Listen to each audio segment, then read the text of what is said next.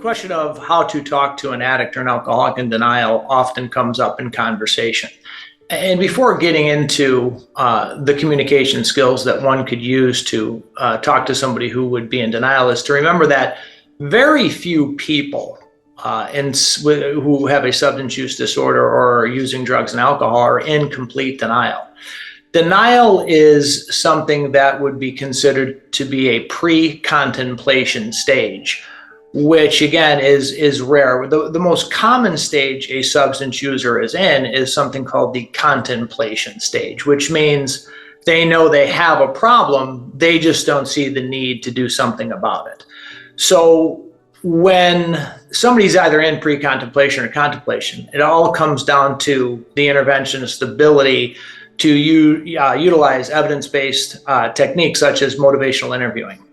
and to move any sustained talk, meaning digging your heels in, many families want to call that stubbornness, into what we call as clinicians change talk, meaning they start to see the need to do something different. And that's how you move somebody through the stages of change, by helping them see the ambivalence, in other words, both sides of the argument. So if somebody's in denial about even having a problem, or they're in denial about doing something about their problem, it requires a certain way to communicate, professional skills, if you will,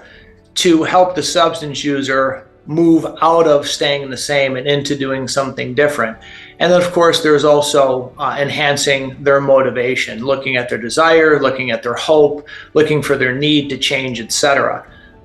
Just using coercive tactics or beating them, meeting them down with guilt and shame often backfires on the one doing that. That's why we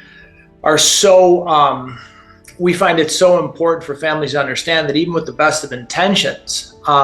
trying to talk to a substance user when flooded and or emotionally connected to them is difficult, because it's hard to keep the conversation moving in a way that a professional can, who isn't affected one way or the other by the substance user's reactions. And one of the other things to remember is if somebody's in complete denial,